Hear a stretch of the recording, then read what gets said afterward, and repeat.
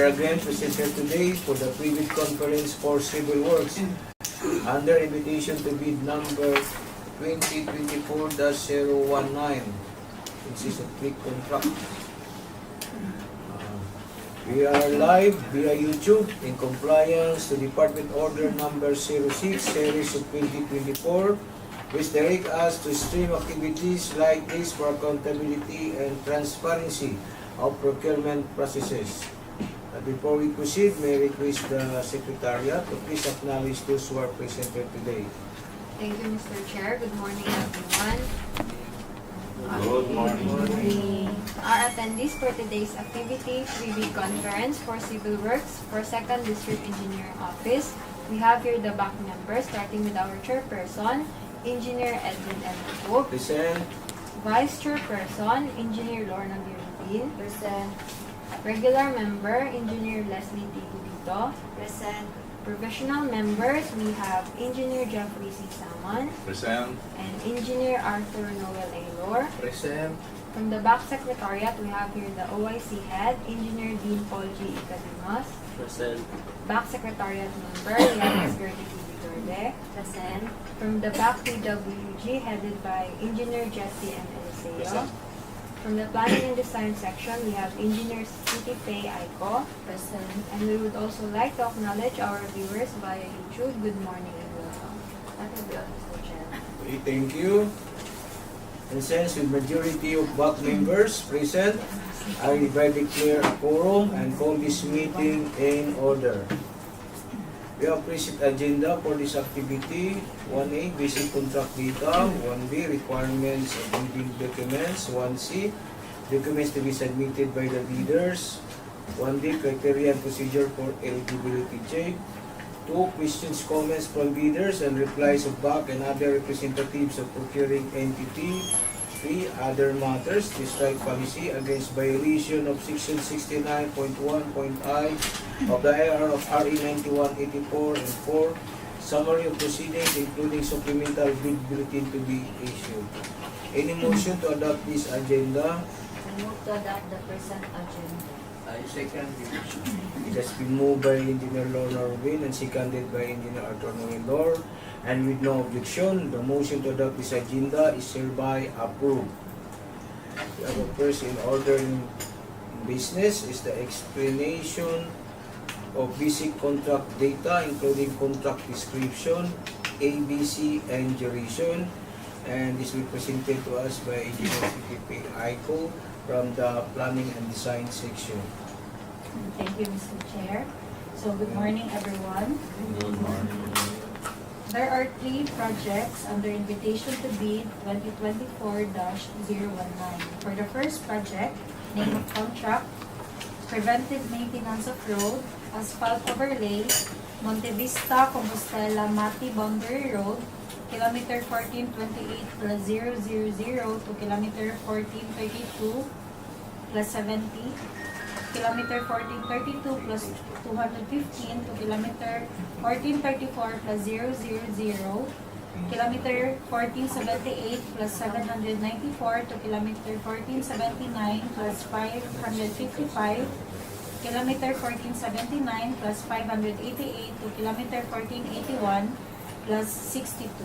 Section 1. Contract ID number 24LI0121. Location, Davao de Oro. Scope of works, asphalt overlay, 50 mm thick.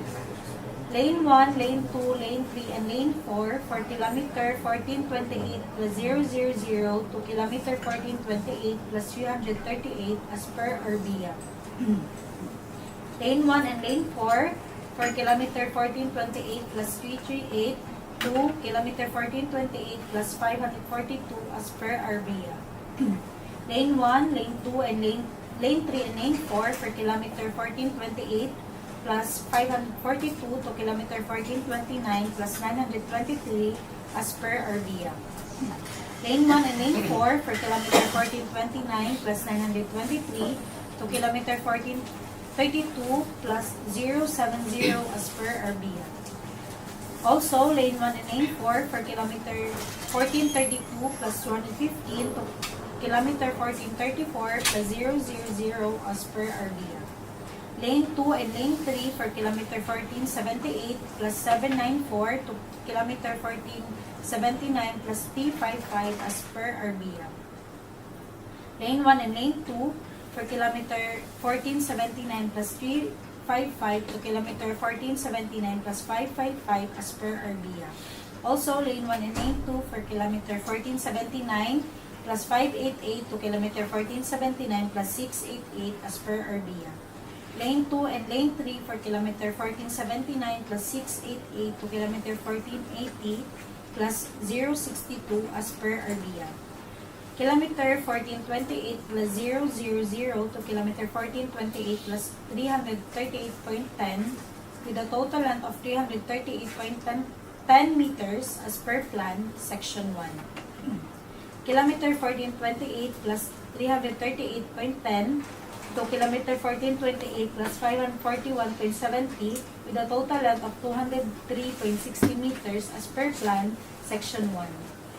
Kilometer 1428 plus 541.70 to kilometer 1429 plus 879.50 with a total length of 1,337.80 meters as per plan, section 1. Kilometer 1429 plus 879.50 to kilometer 1432 plus 72.50 with a total length of 2,193 meters as per plan, section 1. Kilometer 1432 plus 214 to kilometer 1434 plus 000 with a total length of 1,786 meters as per plan, section 2. Kilometer 1478 plus 794 to kilometer 1479 plus 333.50 with a total length of 539.5 meters as per plan, section 3. Kilometer 1479 plus 333.50 to kilometer 1479 plus 523 with a total length of 189.50 meters as per plan, section 3. Kilometer 1479 plus 565 to kilometer 1479 plus 674.30 with a total length of 109.30 meters as per plan, section 4. Kilometer 1479 plus 674.30 to kilometer 1481 plus 46.50 with a total length of 1,372.20 meters as per plan, section 4. Application of concrete joint sealant. Application of reflectorized thermoplastic pavement markings. Approved budget for the contract, 144,750,000 pesos only. Source of fund, FY 2024-GAA-001. Contract duration, 203 calendar days including 51 unworkable days. Size range, medium A. License category, B. Cost of B documents, 50,000 pesos. For the second project, name of contract, construction of road, Barangay Poblacion, Monkayo, Davao de Oro. Contract ID number 24LI0122. Location, Davao de Oro. Scope of works, concreting with a width of 6.10 meters and 230 mm thick. Station 0 plus 341.5 to Station 1 plus 466.51 with a total length of 1,125.01 meters, section 1. Station 0 plus 000 to Station 0 plus 341.14 with a total length of 341.14 meters, section 2. Station 0 plus 000 to Station 0 plus 100 with a total length of 100 meters, section 3. Station 0 plus 000 to Station 0 plus 763.85 with a total length of 763.850 meters, section 4.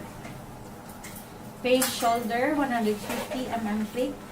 Roadway excavation, construction of concrete lined canal and other minor drainage structure.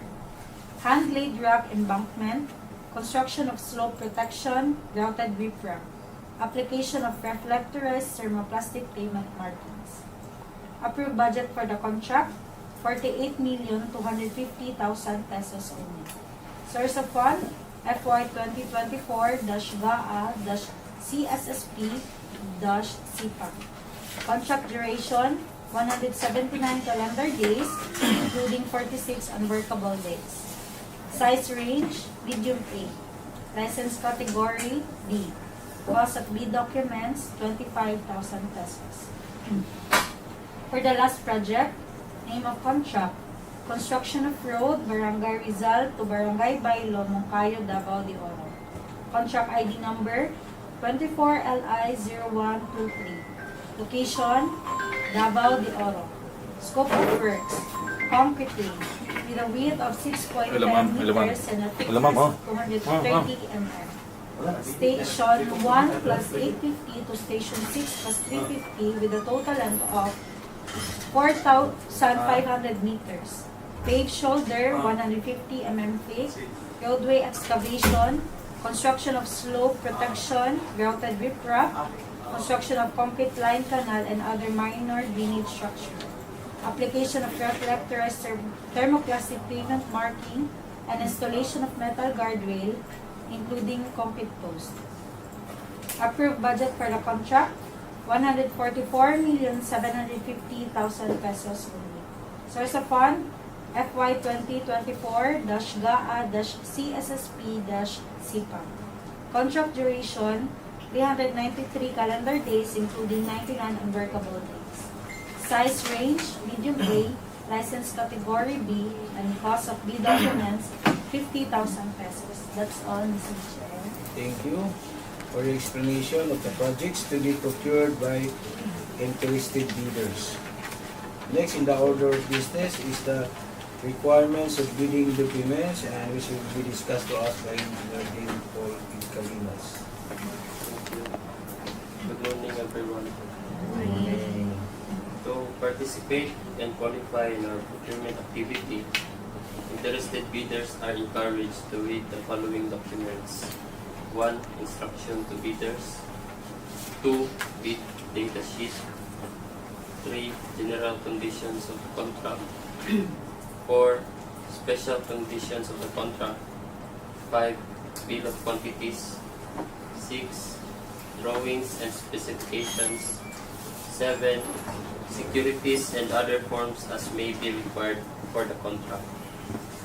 Bidders are strongly advised to read each provision, especially the instruction to bidders and general conditions of the contract, whose special instructions are clearly spelled out in the bid data sheet and special conditions of the contract, respectively.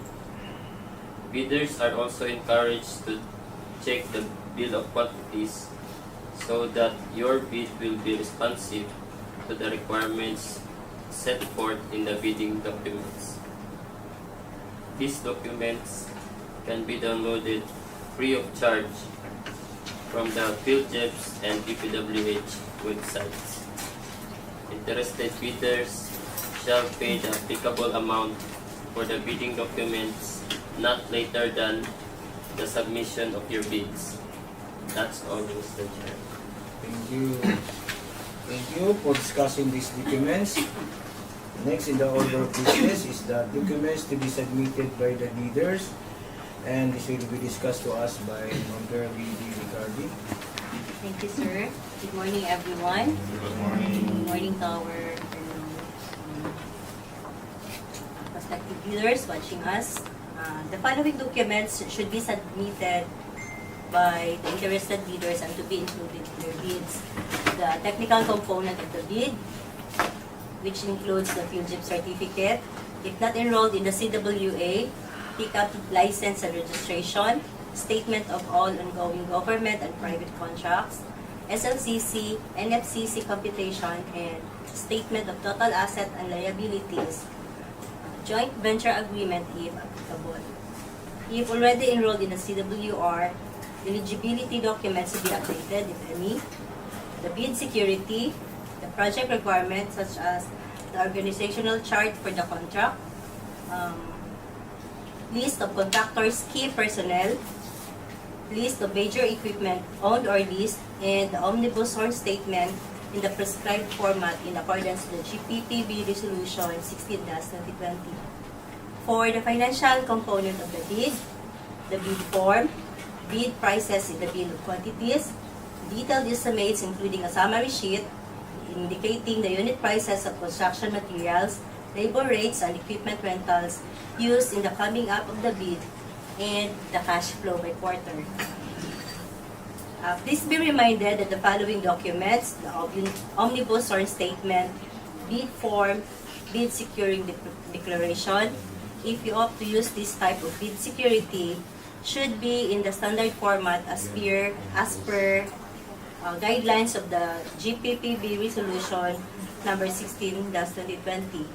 And kindly check the format of the document you are using to avoid being declared non-responsive pursuant for the using of unprescribed format. This document should be submitted using the two-envelope system. Bidders are urged to only fasten the documents at the topmost portion instead of hard or soft binding them. Each document should be airtagged appropriately. It should be based on the document submitted, not on the checklist or numbers or letter according to the checklist. There shall be 3 copies of the document: the original copy, the copy 1, and the copy 2. Original copies of the technical component of the bid shall be sealed in one envelope, and original copies of the financial component of the bid shall be sealed on another envelope. This envelope shall be sealed in one final envelope and labeled it as original copy of the bid. Same process for the copy 1 and copy 2.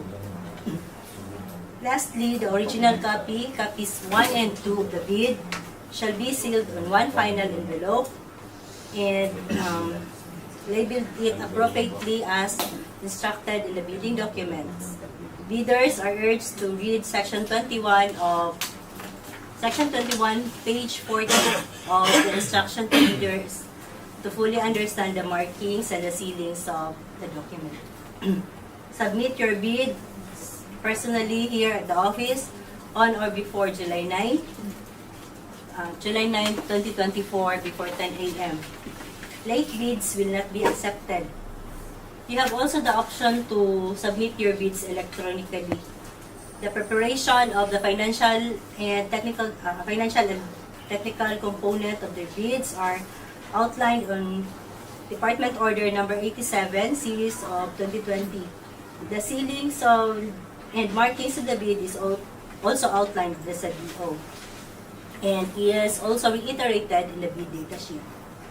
Interested bidders are advised to read in case your choice is electronic submission. Then submit electronic bids to electronicbids_Davao de Oro 2 at dpwh.gov.ph on or before July 9, 2020, 10 a.m. Please be reminded also that your key personnel should only occupy one position in your organizational chart. The duplication of functions of your personnel will be a ground for disqualification pursuant to the principle of item number 6 under Department Order number 9, series of 2012. Also, may we request you to please indicate your tax identification numbers since this will be used for the awarding of contracts. Further, we may remind you to be careful on your bid form and on your bill of quantities. May we request you to please write it legibly. And also, if you are offering a discount on your bid form, please indicate the methodology as to where or which pay item the discount will take effect. Absence of methodology, the original amount will prevail. The discrepancies between the amount in words and in figures, the words will prevail. Also, bids not addressing or filling out all the required items in the bidding documents such in the bill of quantities, the bid is considered non-responsive and is outright disqualified. Also, always check your document before submitting the same to our end to avoid disqualification of your firm. That will be all, sir. Thank you for discussing the scope of these documents. Also in detailed estimates, no? Especially in direct cost, as both the OCM, overhead, contingencies, miscellaneous, contractor's profit, and VAT. Because it is important, especially in the construction, if you have a variation order, especially in extra work. Also in bill of quantities, no? Use Tahuma 11. Kung yung sa Tahuma phone style si bigger para hindi mahirapan yung mga magpasa at saka yung TWG, no? By the way, in addition, we would like to remind the bidders to submit 3 names through email prior to the bidding date. However, only one of these 3 names will be able to enter our premises during the bidding activity. Okay. Next in order of business is the explanation of the criteria and procedure for eligibility check, and this will be discussed to us by Engineer and CEO. Thank you, Mr. Chair. Good morning, everyone. The criteria for eligibility check is set forth in Section 23 of revised IRR of RA 994. All prospective bidders should have an updated Class A legal, technical, and financial documents and Class B documents if applicable. So these documents were already discussed by Ms. Ligarde a while ago. So during the opening of bids, the first envelope, which contains the technical component of your bid, will be opened. And after opening the first envelope, the bank shall simultaneously conduct the electronic eligibility check and preliminary examination of the technical components of your bid. Bidders who are ineligible to participate because of the sole reason that your eligibility documents are not updated shall undergo manual eligibility check based on the submitted eligibility documents. If found to be eligible and at the same time pass the preliminary examination of the technical proposal, the financial proposal will be open. However, the committee will conduct second electronic eligibility check after updating the eligibility records of the bidder through the contractor's profile application or through procurement services and travels. Result of the latest electronic eligibility processing shall prevail over the manual eligibility evaluation. All open financial components of the bid will also undergo preliminary examination. If passed, the presiding officer will read the bid amount stated in the bid form. The bank will immediately conduct a detailed evaluation of the bids with the aid of the technical working group using non-discretionary criteria, considering first, completeness of the bid, and second, arithmetical corrections. Bids shall then be ranked in ascending order of their total calculated bid prices as evaluated and corrected for computational errors and other bid verifications to identify the lowest calculated bid. The lowest calculated bid will undergo post-qualification in order to determine whether the bidder concerned complies with and is responsive to all the requirements and conditions specified in the bidding documents. If found to be responsive, the bidder will be declared lowest or single calculated responsive bid and will be recommended for the award of the contract. If found to be non-responsive, the committee will conduct post-qualification on the next lowest calculated bid ranked during the bid evaluation stage. Bidders with ongoing contracts should be reminded that the committee will verify if you have existing delayed contract by Department Order Number 127 Series of 2018. So if you have incurred negative slippage as defined as a DEO or being imposed with liquidated damages, you should settle these findings before the period of post-qualification ends to avoid post-disqualification of your firm. As to the equipment verification, the BAC, together with the technical working group and the equipment verification team, will conduct an inspection on the verification of the equipment pledged by the bidder and other documents to be evaluated. This is pursuant to Department Order Number 127 Series of 28. So all requirements set forth in the bidding documents and the instructions relayed during this conference should be addressed and be taken care of to avoid disqualification or post-disqualification of your firm. That's all, Mr. Chair. Thank you for that discussion. We are now through with Agenda 1 and we'll proceed to Agenda 2. Questions, comments from leaders and replies of BAC and other representatives of procuring entity. Okay, there are questions. None so far, Mr. Chair.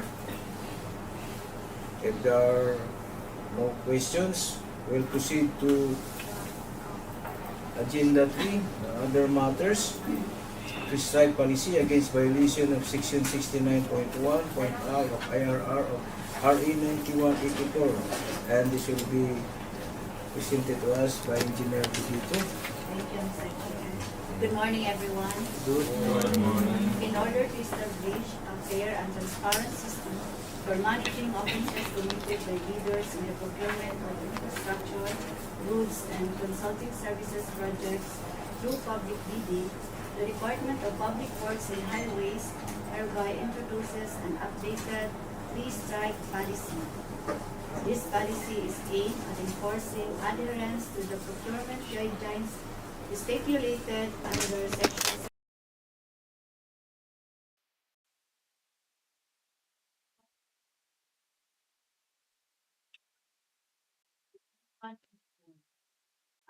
policy. Three offenses, acts described as all other acts that tend to defeat the purpose of competitive bidding. These shall be subjected to an administrative penalty.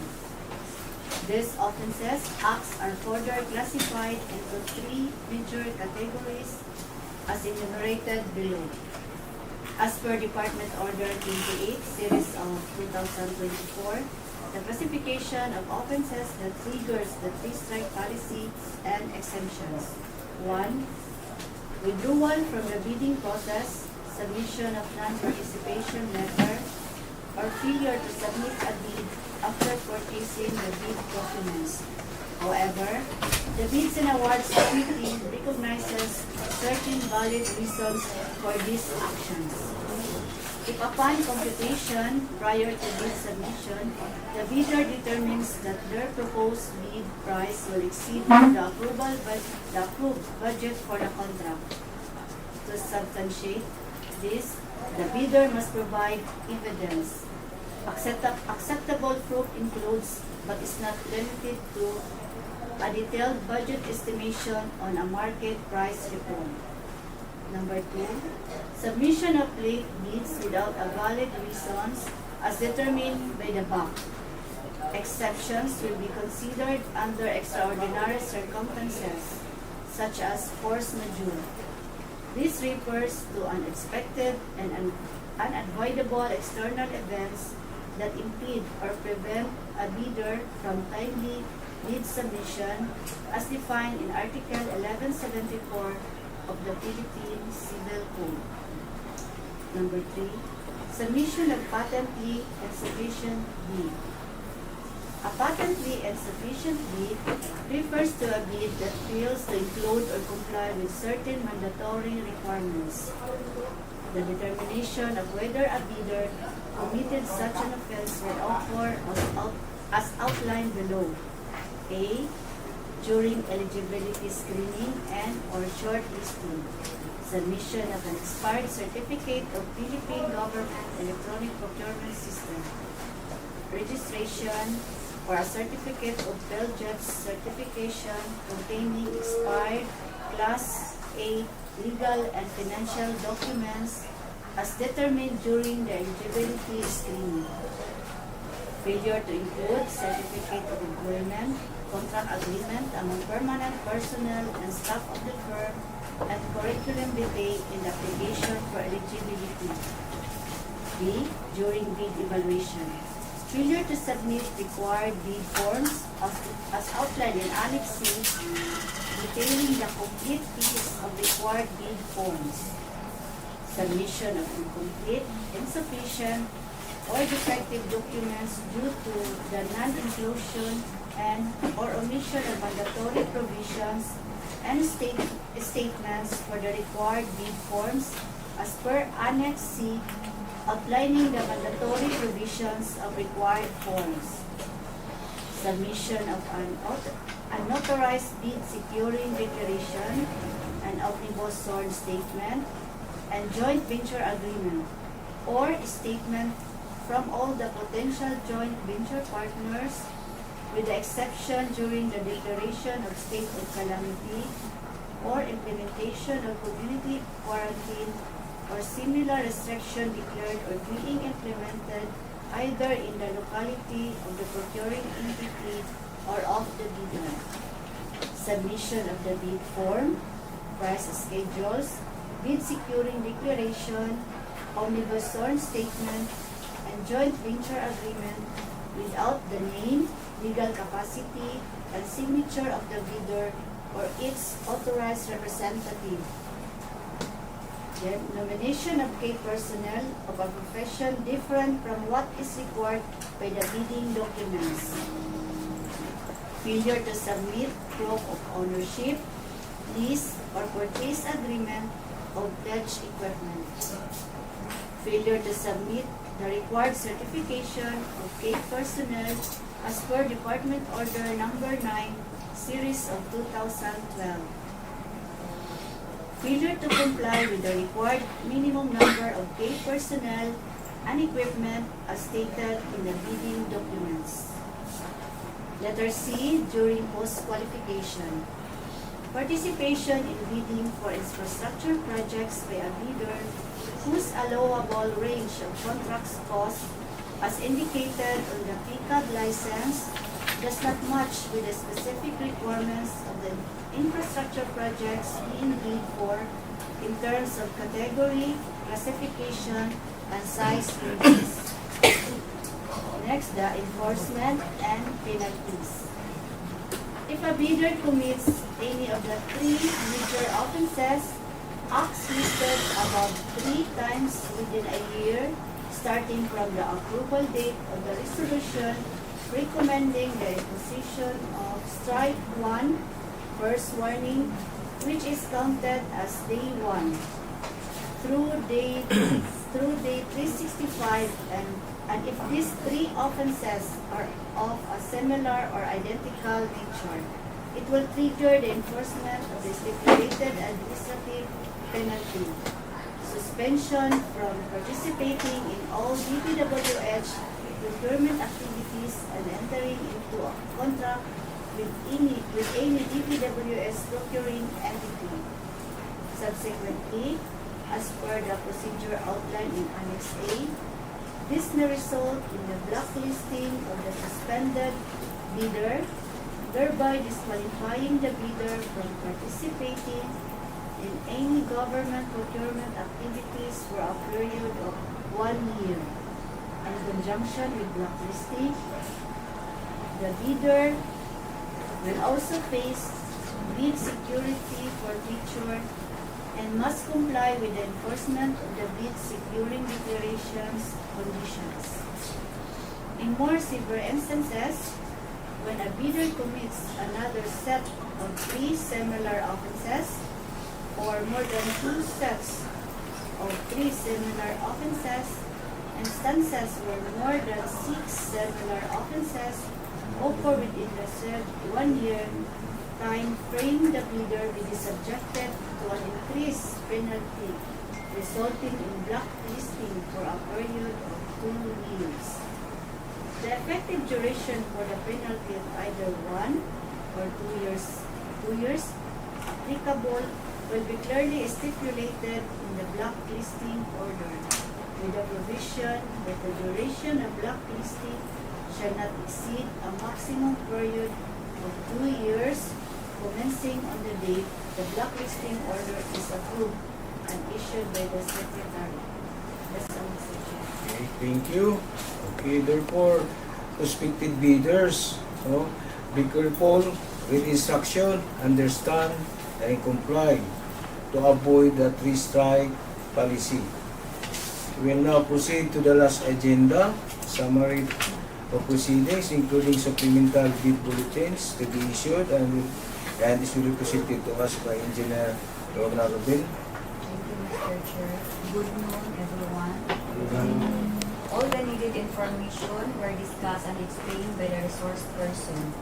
I would like to remind the prospective bidders to visit from time to time the DPWH and Beljet's websites, especially within the 7 calendar days prior to the deadline of the submission of bids for supplemental or bid bulletin to be issued thereafter. Please also be reminded that the submission of the bids on or before July 9 at 10 a.m. Late bids shall not be accepted. Bid opening will be on July 9 at 10:15 a.m. That's all, Mr. Chair. Okay. Thank you. All the business in the agenda were already taken into consideration. May I know the pleasure of the body? I move to adjourn this conference. I second the motion. It has been moved by Engineer Lor and seconded by Engineer Rubin. And with no objection, the motion to adjourn this conference is hereby approved. This conference is now adjourned. Thank you and good noon.